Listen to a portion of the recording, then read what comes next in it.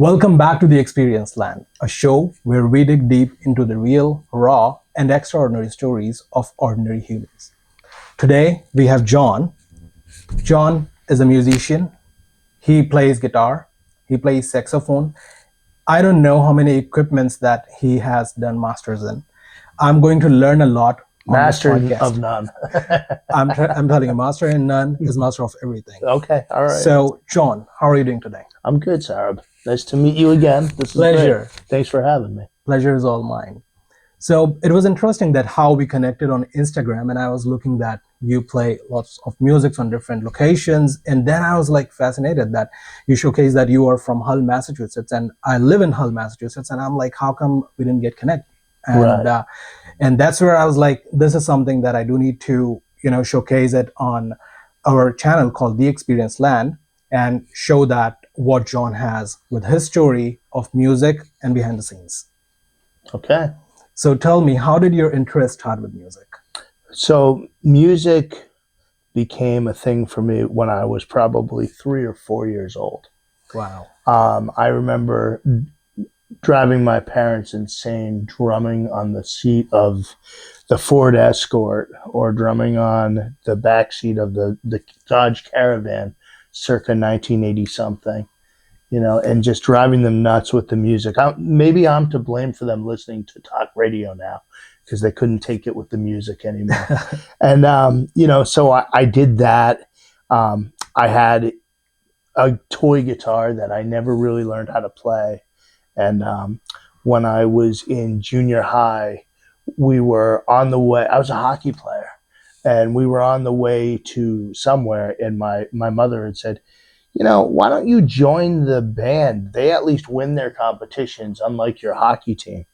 And that it was kind of funny. And I started with the drums, and then went into the saxophone, and that definitely started creating my life, which was really neat. Wow. Yeah. So initially, like you said, that your interest started with listening to music. Yes. And then with a little bit of push from your mom, and then your interest with drums.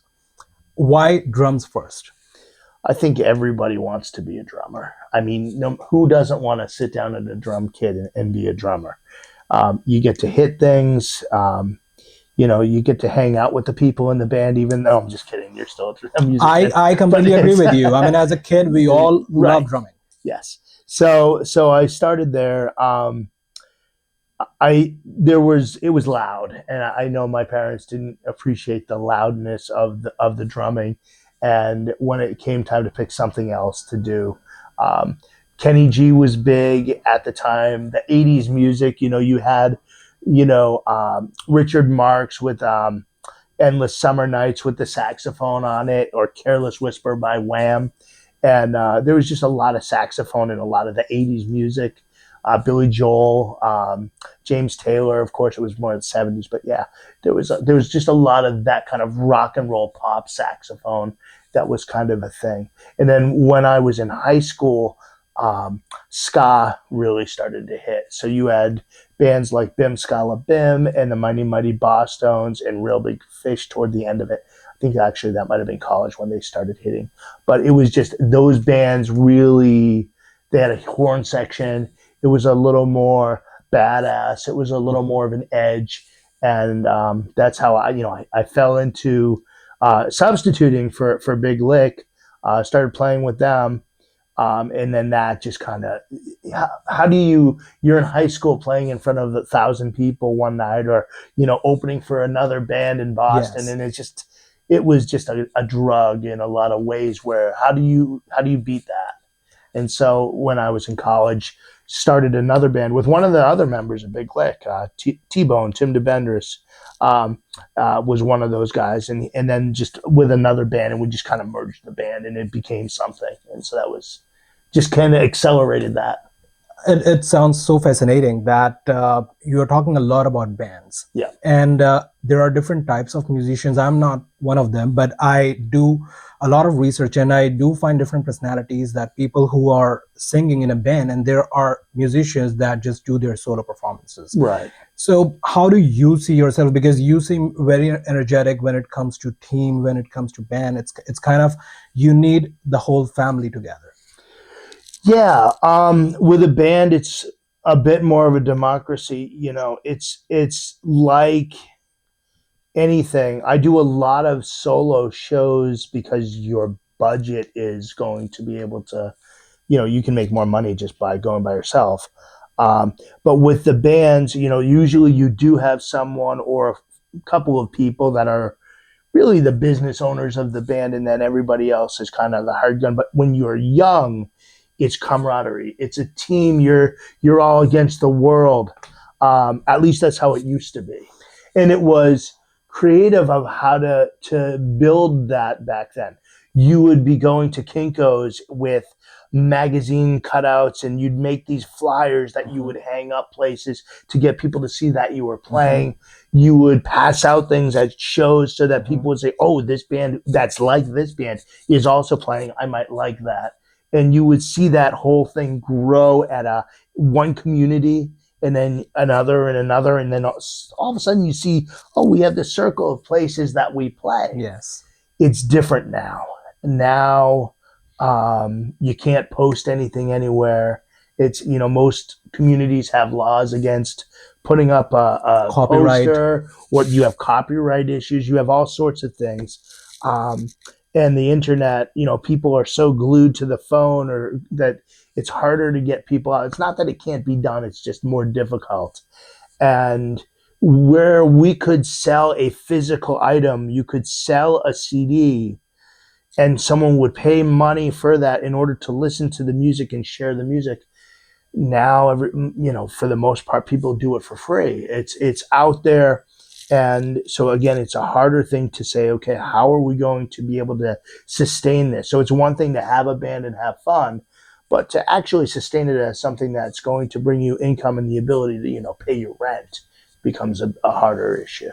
But that is the story that you're having right now, when you have had enough experience in the music industry. Right. You have learned a lot. You are doing solo performances. You Yes. work with bands. Yep. That's what something that you are learning today after having almost a decade's experience, or more than that. Yeah, a long time. A long time. I'm just talking about, like, when you Yeah. talk about the maturity of how you can make your passion to a profession. For sure. And you are also doing work in corporate, and then music aside from that is your Yep. passion that Yep. you are giving 100% to keep it alive, Right. and along with the right challenges that you have just shared. Absolutely. Do you feel that in today's world somehow music is getting an impact from the technology, where the AI tunings are happening? It's somehow lagging back with the real talent that musicians come up with.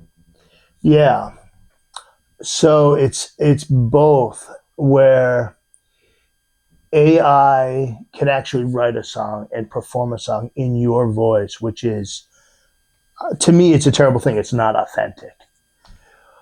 On the other side of that is when someone is recording and you're using AI to, or at least some kind of technological medium to have the drums play. Mhm. Or even, if you're putting out a video and you're using effects on Instagram, Yes. it's still AI. Yeah. And it's enhancing it. So I have less of an issue with enhancement than creation. Yes. And I know that a lot of things in the world are not authentic. And it seems to me that there's a line that, we've probably stepped over, and it's probably behind us. Yes. Of where that is. And it's frustrating for everybody. And I think of the artists that are coming out now. I'm fortunate where I have been able to travel places I never expected to travel. and in conditions that I never expected, luxury and yeah, getting picked up at an airport by a black SUV to go to what is going on? Wow. You know, sure, it's really neat. But then on the other side of it is the newer folk that haven't ever experienced anything like that, and they're just trying to be able to go and play one local show. And so I always remind myself. So last night I played what amounts to a warm up gig for the summer in front at a restaurant in front of, I don't know, probably 50 people. And just kind of getting my feet or my fingers warm again, playing the guitar and getting through some songs and talking to the audience and getting it ready again. And even that, I find it's like, man, how lucky I am to be the guy on stage here. There's a lot of people that don't get to do that, and I'm well aware of that. And then with the bands, I'm fortunate enough to go with Changes in Latitudes. Like, we'll be at the South Shore Music Circus this summer. It's 2,500 people, and I get to go and play in front of 2,500 people, and sometimes the venues are a lot bigger than that, and we get to do that kind of thing. And I know that I'm very fortunate that I've been able to kind of live both situations.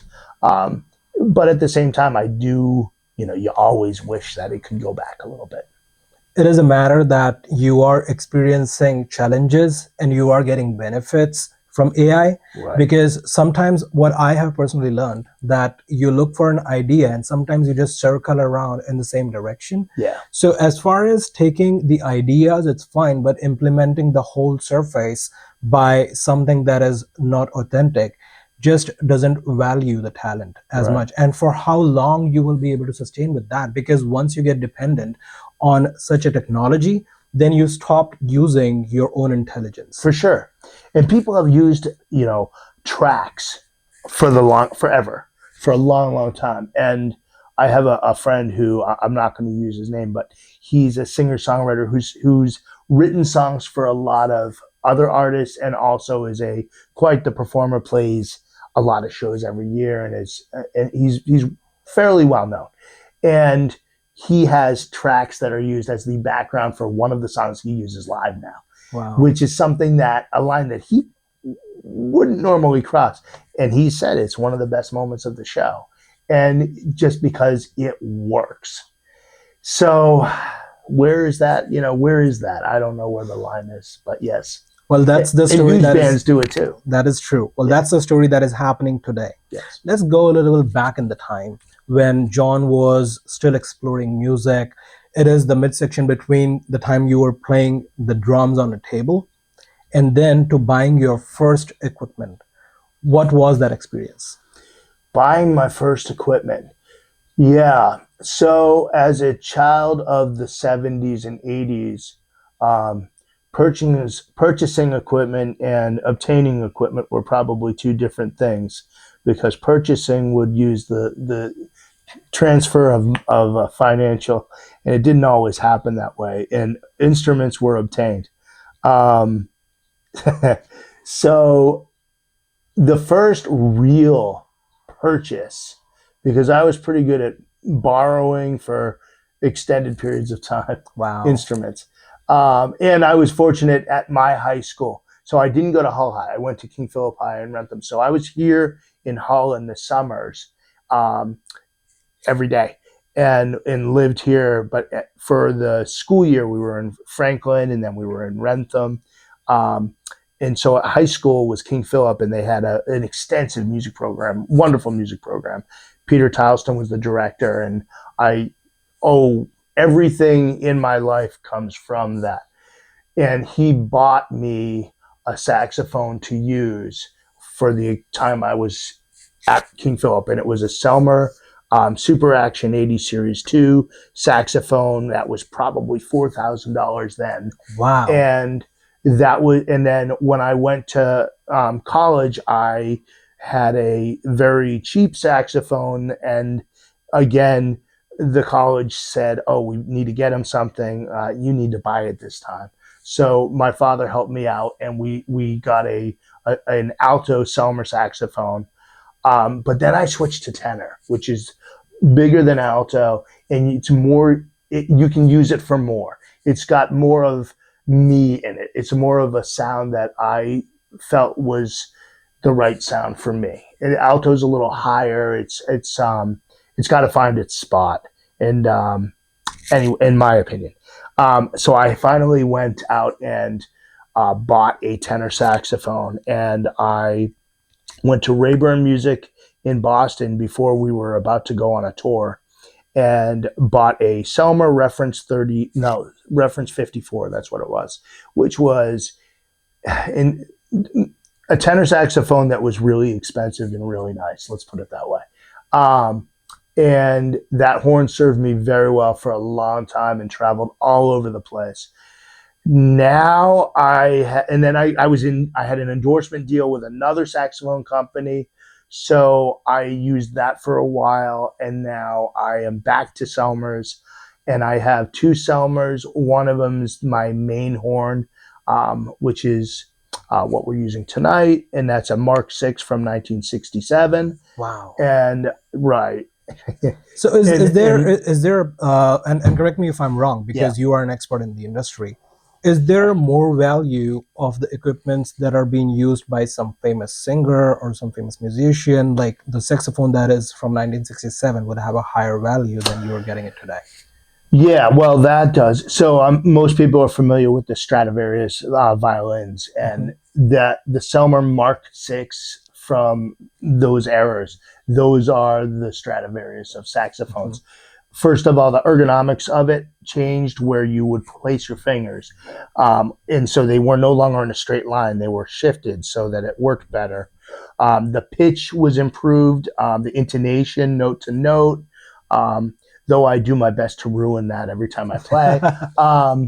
And then the quality of the horn and the sound. There's a sound that just is Selmer. And it's interesting because there's some great saxophones on the market today. Wonderful horns. They're in tune better. There are improvements in some of it, but there's a few things that have struck me as the reason why the Selmers, this is an argument that's online everywhere, about everything. But I feel like I can, if I were blindfolded, I could tell you which horn was the Selmer. Because you have spent enough time. Yeah. You have experienced enough that you can make out the difference. Right. But for somebody who is new to the industry, they wouldn't have it. They would not know. No. And there would be benefits to having a more modern horn, because they have been improved in a lot of ways. But I have noticed that it seems that the newer horns need to be adjusted more often and repaired more often. Whether or not that's just because those artists that are playing them choose to do that, or whether they need it, I don't know. Wow. But I don't have a modern horn anymore, so I don't really know. I mean, I can tell you that people who have spent enough time in the technical part of music would absolutely know the technicalities that Jon is talking about. And everybody else just went to sleep. No. It's a learning. It's a learning, because sometimes people don't realize that which topic they get to pick from somewhere, and then get into their own research. So It is good that we are talking applicable knowledge. Absolutely. And I can tell you that no knowledge is bad. That's right. Because you don't know that which knowledge can lead you where. And that's what exactly this podcast is all about. We don't plan things. We don't assume that what we need to talk or what we need to give responses for. We are the regular channel that is just running for everyday people. And everyday people do not plan things. Okay. They go, they live, and they are just happy.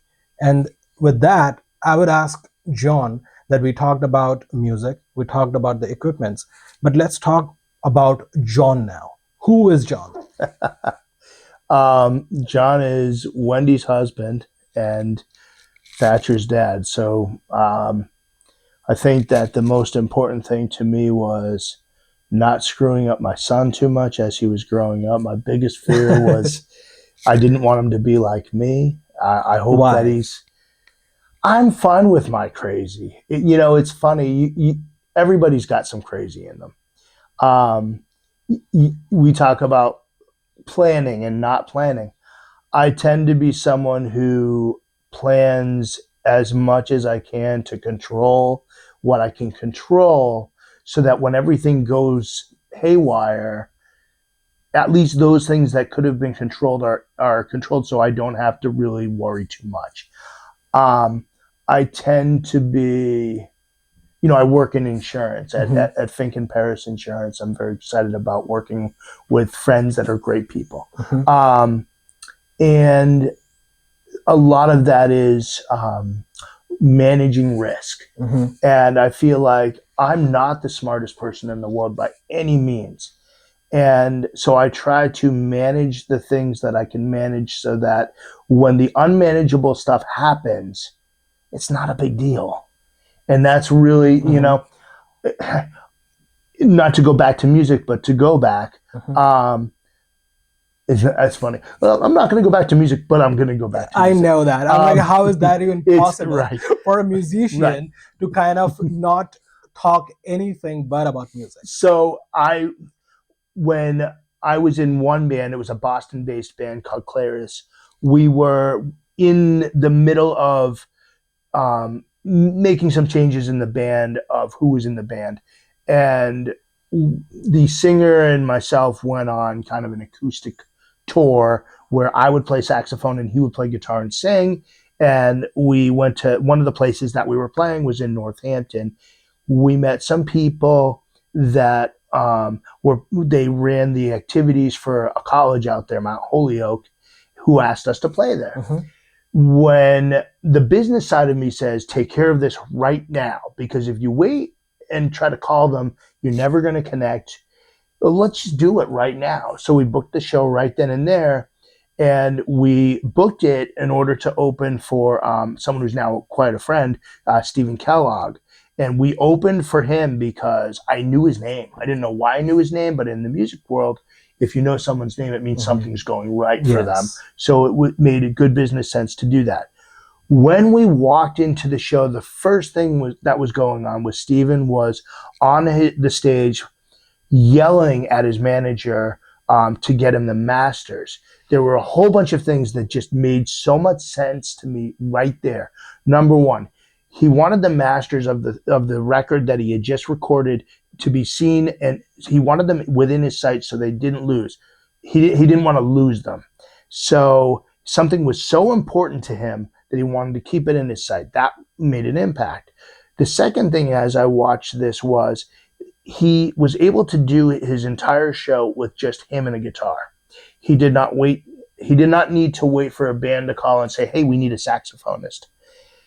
And I realized right then and there, I need to learn how to play guitar and learn how to sing so that I don't need to wait for someone to call so I have a gig and can either make money or want to play a show. You didn't want to be dependent.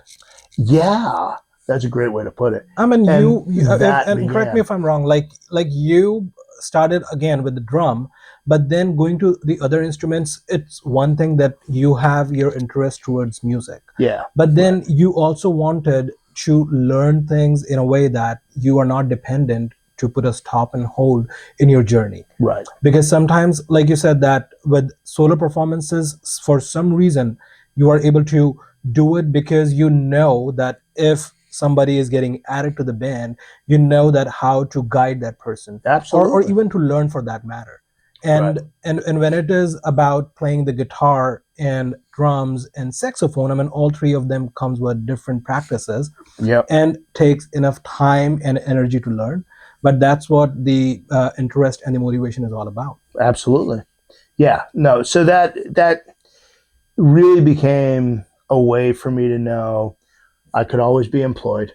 Mm-hmm. I could always, so when you ask who is really Jon, Jon's someone who tries to control the crazy, control the panic, and make sure I have enough skills in order to make sure that, we can live our lives. So that's an amazing way to put it. You are not a planner because you cannot plan anything, but you are more focused in terms of learning because you know that the learning is never going to get wasted. That's fair. And your hard work might not going to help you today, but it is not going to get away. I mean, with some or the other way, like maybe you are more into the guitar right now, you're more into the saxophone. And again, we are talking more of the musician's Yeah, language, right. but, but But that's, we're not going to talk about music, but we're no, going to talk about music. we will. It's funny. I mean, I'm having fun. And it's interesting that how every aspect of his knowledge starts from music and the experience, which would never get end because we keep on learning things. Yeah. And I like the way that he put the example of risk management from the insurance of how he can incorporate the same with the music. Isn't it funny how everything intertwines? It really is pretty neat. I think that the one word that I feel that applies to every segment is balancing. Yeah. And one accomplishment to balance things is not something that most of the people can get the expertise at. That's why they Right. are most of the time, going up, down, up, down. Right. It's the fear of falling down, and it is the excitement of going up sometimes does not make people remember what is the middle section is like. Right. And Right. that's what the ordinary people are living in, but they either have the fascination of going up, which is not a bad practice to live your life in because you want to keep growing in life, but then don't forget your roots where you're connected with. Right. Like you shared off camera that your grandparents were Right. from Hull, Massachusetts. Right. Well, yeah, and they did a lot of work here, which we didn't know, and I didn't know, but now we know. And then when I grew up, my parents and my aunt and my grandmother were in the house, and it was on D Street. I don't want to say the number, but there's so many memories there, and I'm thankful that we're actually friendly with the people that bought the house from us now. Wow. So it's nice to be able to go back in and every once in a while take a look and, oh, this is different now, or this is not different. It's exactly the same. And the memories and we every day, and we would get up, and at 9 o'clock in the morning, everybody was at L Street on the baseball field. And we would then at 11 o'clock, we would go over to the junior high. We would have lunch at the junior high, and then we would be able to disperse. And at that point, we really called hell as Wow. kids. And I remember my friend Michelle, who has the same last name, Michelle Berman. We were also at the same high school, and we were always like, "Oh man, are you going to be there?" Yeah, okay. And then it was really funny because then you turned 12, and all of a sudden you were like, "Wait a minute, this is amazing. We live at a beach Yes. all summer. This is how did we not know this?" And at the time, Paragon Park, it was still there up until, I want to say, 1985, maybe. It was somewhere in the 80s. So it was before I was in high school, but it was still, they had the arcade there. They still had the games there. People still congregated there, and it was a lot bigger than even. So even though Paragon Park had gone away, and that was amazing in itself, in the 90s, even though there was still a lot to do there. It was still a cool hang. You still had the people coming in with all their muscle cars, the Mustangs, the 80s and 70s Mustangs and Camaros and Corvettes, etc. So you still had the activity. You still had that.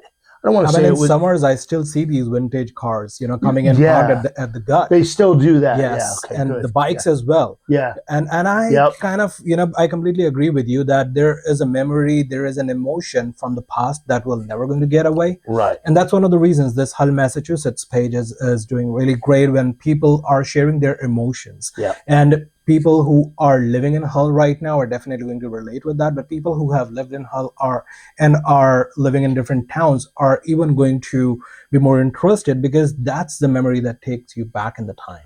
Right. And I think, looking forward at Hull, because I pay attention to all the pages, because we haven't made a commitment to move back here, but it's one of the options that at some point I think that we may at some point do that, and we certainly try to come here at least once a year.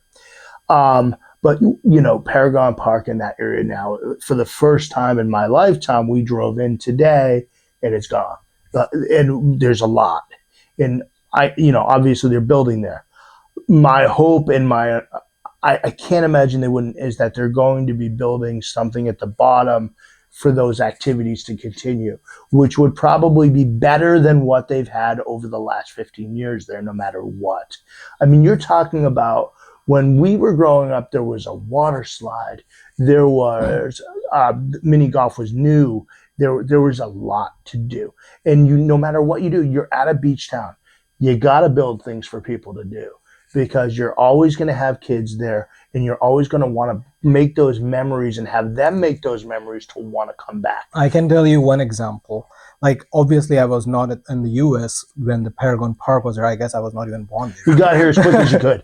I was not even born, So, and still I feel so connected when I do studies about it, when I do the research and publish videos about it. Yeah. But the one thing that I did experience with me and going off of the town is the Nantasket Wall. Yes. Is the wall of the Paragon Park. Yes. I mean, that is the wall that whenever I'm entering in the town is making me feel that I am entering in home. Yeah. And now I don't see that. Right. So, I mean, emotions are definitely something that are connected. Yep. And I feel bad for people who are, definitely missing it because you just cannot replace your memories. That's a part of your life. Right. But then again, living in that sorrow and that sadness that it's not in there is not the best way of cherish it. Correct. And everything changes, no matter what it is. And what has continued as people make things, people make the memories, people make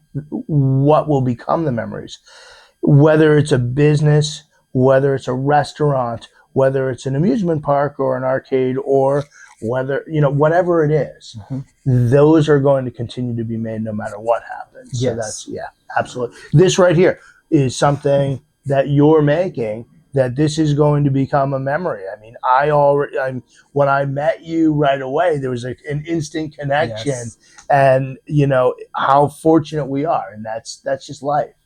I mean, things that are happening naturally would gonna have a different meaning altogether. I'm not saying that things will be planned and would work in a different direction. I mean, that itself, is a natural process. Yeah. But then again, this is what the whole theme and the message from this podcast channel is all about. That don't plan too much. I mean, just go with the flow. Right. Like even if we just take the example of a beach, like you see the colors are changing on a regular basis. Right. There are things beyond humans' control. Yes. And there are things that we can Yes. control is only our own selves, Right. Our own thought processes, Right. that how badly we want our heads to be impacted, Yeah. how good we can make a difference with. So it's all about the choices. Yeah, absolutely. Absolutely. So when it comes to the choices, Okay. you are right now working as a corporate employee in the Yep. insurance industry. Yes. Then at the same time, you're also focusing on your music, which Yep. I think is in your soul. Yeah. I can't give it up. I've been trying to quit since 95. You cannot. Yeah. That is something that is just never going to happen. Right. But how do you able to manage it both? Because it is important that how you perform at work and how you're doing the performance in front of audiences, which I think is a much more challenging job, because when you are sitting in front of 2,500 people or 50 people or 1,000 people, it does leave you up to an expectation that they want to be entertained. I find that it's not really the way I do it anyways, right, wrong, or indifferent. I don't feel that I approach it too differently at all. When I am working with, so I'm doing the business development in our office, and I'm, and an insurance agent. I'm trying to help people, and you're making those connections. And it's also why, you want to build that trust in what you're helping them with. I feel it's the same with music, where, you're trying to make that connection. You're trying to build the trust in the product that or at least the memory of what you're giving them. I guess you can choose whether you want to use me as an agent if I'm the person you want to speak with. Yes. And you can choose whether you want to listen to my music or not. Yeah. And there's going to be people that no matter what, you can't make them happy either. And that's okay. I can't control any of that. So, Yes. Who cares? I make the music that I know has brought a memory to me or a quality in something that I've experienced, um, or a lesson that I want to teach. And I think that with the insurance, in a lot of ways, I'm imparting the same thing. It's something I've already experienced with someone, or it's a lesson that I feel they need to learn something about what they are managing and need to know. So it's an educational moment. So your work could be different, but your ethics are same. Yeah, absolutely. And yeah, how would I say this? Um, I work with great people who are community involved, and I wouldn't if they weren't. You know, Wow, life is too short, that's true. and I feel that I have enough to offer that I could do a lot of things. And I made the choice to work with the people that I'm working with. And I made the choice to work in the musical groups or with the people that I choose to work with. There is And a different emotion that I saw in your eyes when you said one sentence, life is too short. yes. And I don't know if I should ask it or not. How do you see life as in comparison to the process that generally people live by? An example that, all right, we are born, now we need to go to the school, we need to pursue the degree, and then going to the college and job and getting married, kids, then their marriage, their school. It's like there is a whole process which don't know that how quickly the time passes, and once people are retired, they're like, where did this time go? Right. So I look at this probably different than a lot of people. Um, I will divulge that I did have a cancer battle in 2006, Sorry. and oh, I'm fine, and which is a lot better than a lot of people. Um, and battled that, but it was enough, I think, to make me um, re-engage with my own values. And I look at it as, barring tragedy, we have about 60 years on the planet. Barring Wow. tragedy.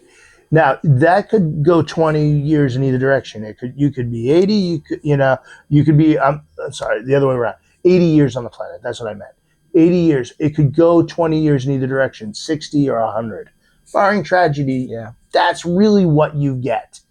So what do you want to experience in that amount of time, and who do you want to impact in that amount of time? Uh, Really comes down to, that's all I ask.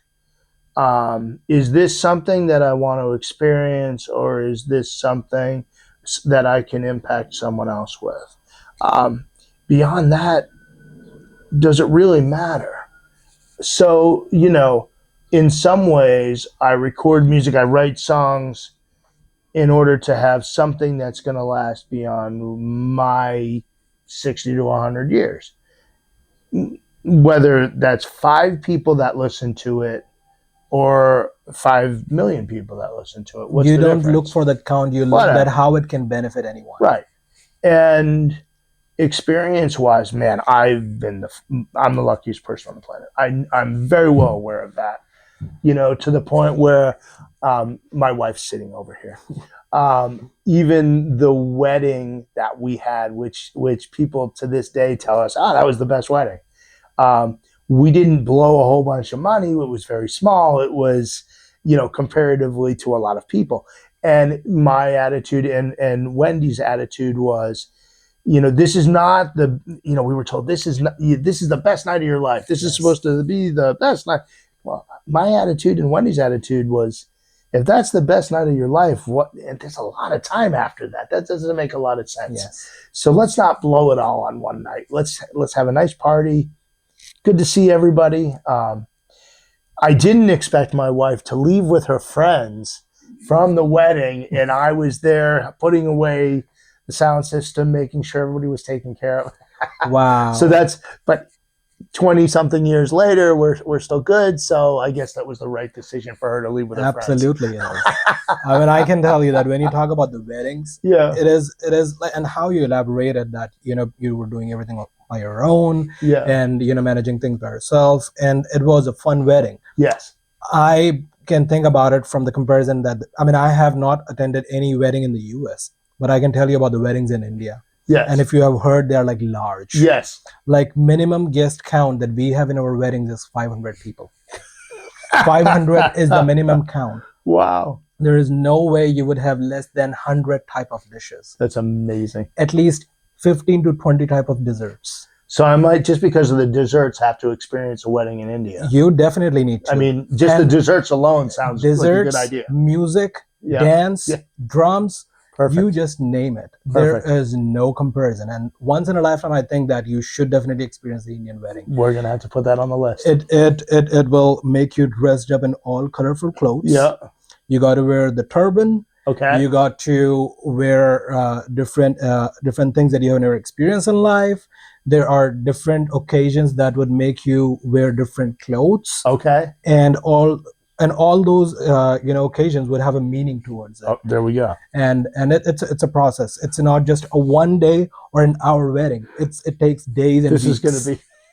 This is a commitment. Yes, this is a commitment, and that's what something that makes you remember. Right. Well, how much work did I do? Because I went from 1 week to the other week, and then managing 500 guests Right. altogether. That's a minimum con, I'm telling you. Wow. Wow. So, yeah. So for that, Yeah, that would be a hard no. Oh no, Not worth it. I mean, that is something that people will say. All right, well, once is enough. Right. You would not want to repeat that thing again. But, So fun. Yeah. Yeah. So, Yeah. so it was fun. Yeah. So we talked about you. We talked about music.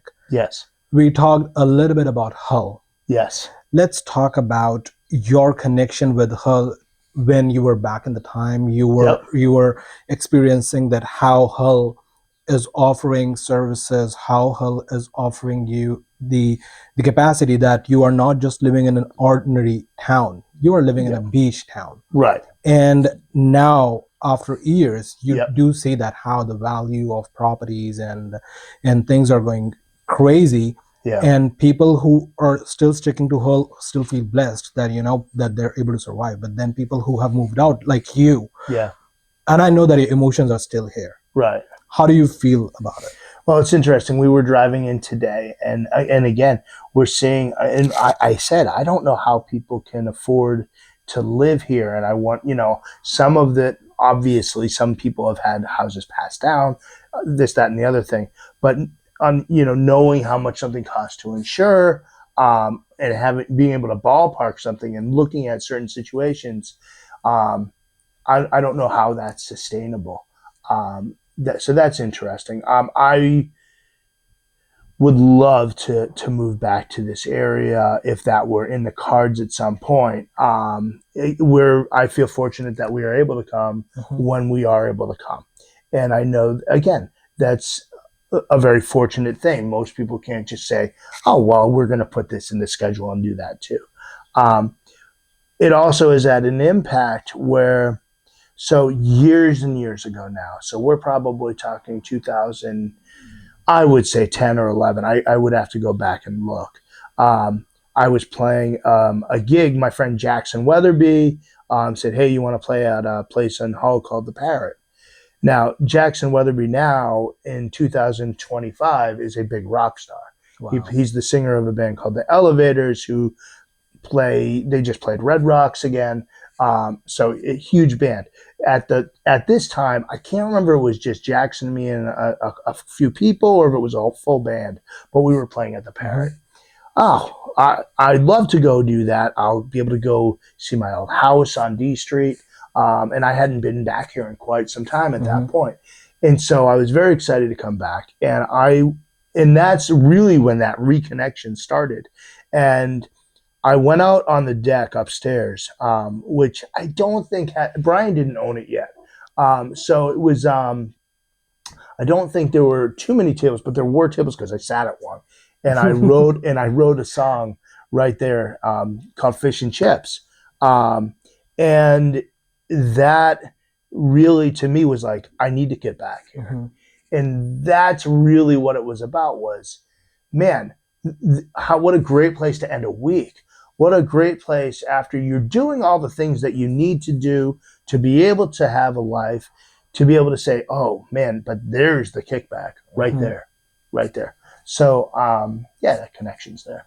I can only see it when you say it. Yeah. But I can also feel that off camera, what we were talking about, that Hull, it's something. I mean, people who really fall in for love, it takes time for them to fall in to understand what Hull is all about. Yeah. It's going to be almost an year and a half for me being in Hull, Massachusetts. Okay. And it did take me a while as well, like coming from a country that is like surrounded by a lot of people. Yes. Delhi, New Yeah. Delhi, I'm from. Yeah. And here, when you see people mostly in summer and winters, you don't even see neighbors. No, didn't you first move in the winter? I moved in January 2025. Yeah. No. Oh, I'm going back. Right. It's January 2024. Right. Okay. Yes. Yeah. So it was winter. Yes. There was it no one winter. here. I mean, I can Ghost tell you, town. first time I came in 2021. Okay. And the second, I came in the evening. The Yeah. next day, I see snow went so bad, it was like up to my knees. That was my first instance. The second time I came in January 2024, it was flooding. That's hilarious. And I was like, Wow. what a welcome. Yes. Well, I need to explore it more. But now that it's been a while that I'm living in here, I know that I'm not going anywhere. Yeah. This is home. Yeah. This is something that is just calling me. Yes. And I'm sure that this is how people fall in for Hull. Absolutely. And that's one of the reasons that the Experience Land page actually got birth from the Hull, Massachusetts page only. The Hull, Right. Massachusetts page got birth because I love taking pictures, videos. Yep. And I was like, for how long am I going to save it in my phone? Right. And for how long am I going to publish it on my personal profile page? Yeah. So that's where I'm like, there should be a page wherein I don't need to worry about, how am I going to post or not. So let me just put all my data in a page called Hull, Massachusetts, because it is about Hull, whatever I'm recording. You're very good with engagement. I caught it and I saw it. So, it's very, you do a great job. Thank you so Yeah, much. Yeah. And every time I, try and make a video behind the scenes, I put myself in the picture that if I was a beach, if I was a rock, if I was a wind, how would I feel? Okay. And I think that that's what something that people, when they park their cars at the gut, or they're just taking walk at the beach, I mean, you're talking to the nature. You Yeah. don't need anyone around you. Right. And that's what the similarity with the music is. Yeah. When you are playing your guitar, when you Yeah. are playing your saxophone, when you are playing your drum, you don't need anybody, because Right. the connection that you Yeah. build between the voice and your music, which we are about to hear now. Now the guy has his guitar on, so let him make some noise. All right. This is actually the song that I wrote on the deck of the Parrot, Wow. called Fish and Chips.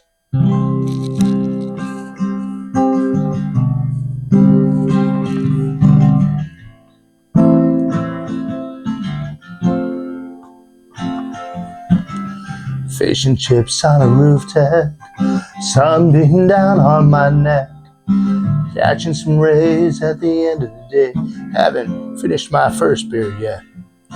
Watching the waves crash the shore. Too bad I don't live there anymore. Life moves too fast to live in the past. Memories warm me to the core. Hear a local band from this town singing Buffett, Kenny, or Zach Brown. This is the end of a long week.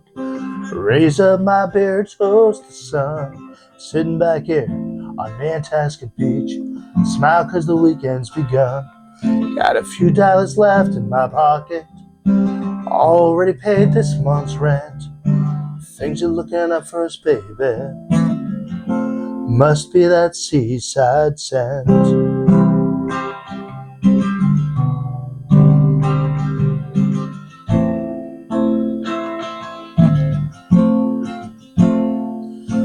Bartender asked what I'm drinking.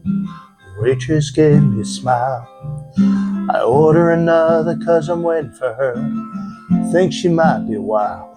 The scenery here is blues and greens mixed with the tints and below. I think this just might be heaven, and I'm one of the few who knows. Yeah, this is the end of a long week.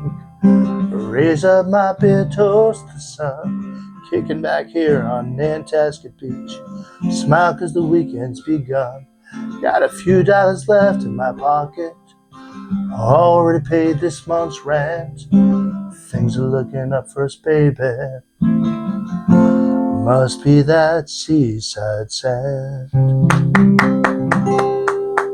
I cannot That's believe the abridged version. that you wrote it right just by sitting at the Parrots Inn. Yeah, that one probably was written in 15, 20 minutes, and then you just go back and edit it, Wow. and you're good to go. But it's yeah, for the most one that they came together pretty quick.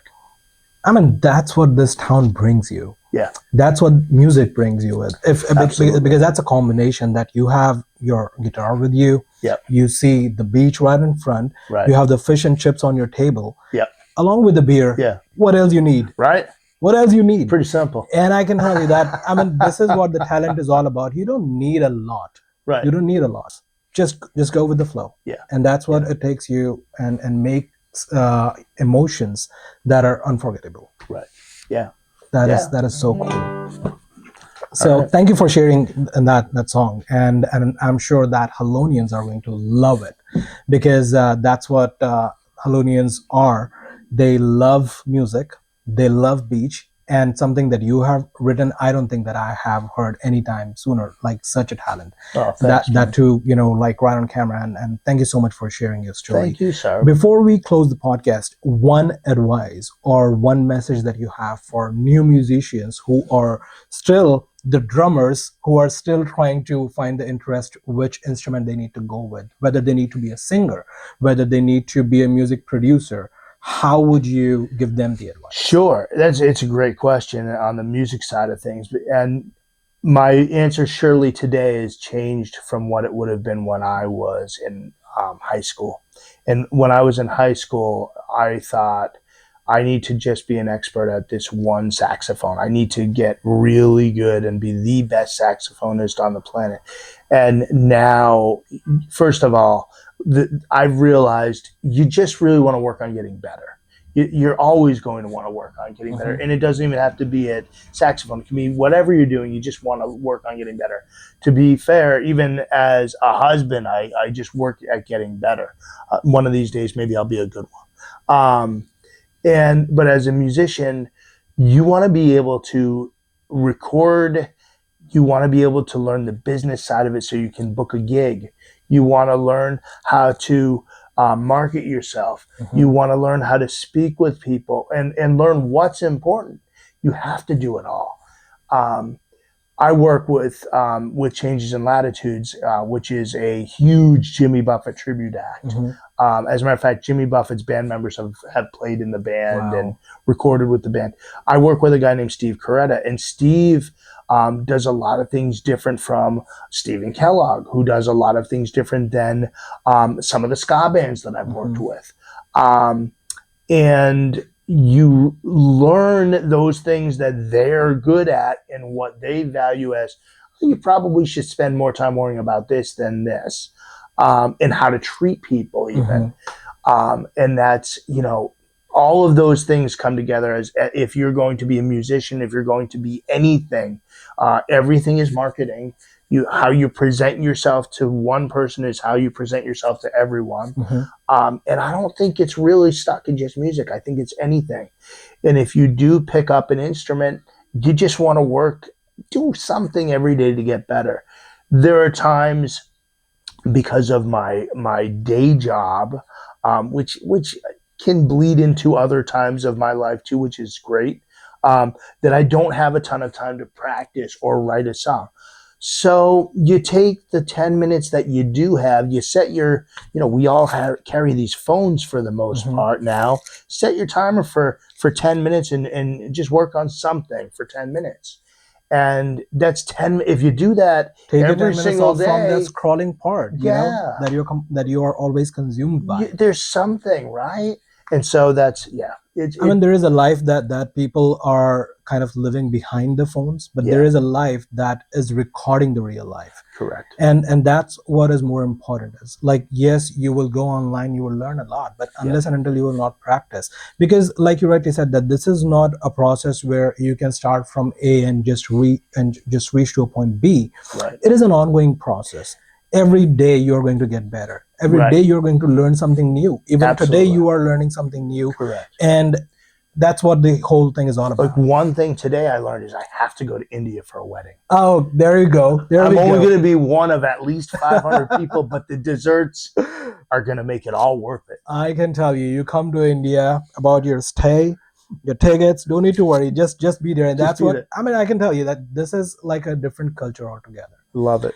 It's an emotion, and I'm sure that emotion is here as well. But it is something that you would not understand unless and until you won't experience it. Right. And I think that that it's an amazing journey. I am so blessed that being able to live to multiple countries. Prior to that, I was in London, have lived in Europe. Yeah. It's a matter that life is an ongoing process. Yeah. Absolutely. Don't restrict yourself to one particular thing. Make the most of what you have and just stay happy. That's the whole message from this podcast is. And the expert is sitting right next to me. And before we leave, Expert. he's going to just play one more song that we can end up the podcast with. Thank you so much. Thank you so much. It was a pleasure having you. Thank you. Geez, another one. Let's see here. It is always going to be a pleasure. And the audience is going to love it. This is the one we just put out. My friend Jeff Lynch and I. And we actually recorded it on this guitar. Wow. I don't need nothing but you. I don't need nothing but you. Every time I wake up or when we go to sleep, every time I make up, try not to dig my hole too deep. I just need you.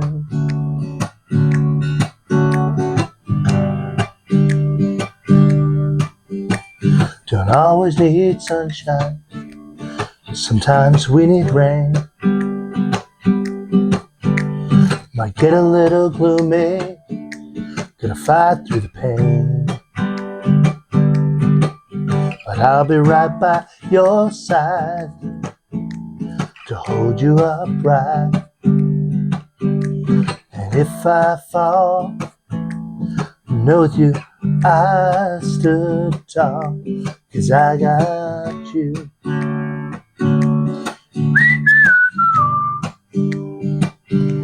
Yeah, I got you.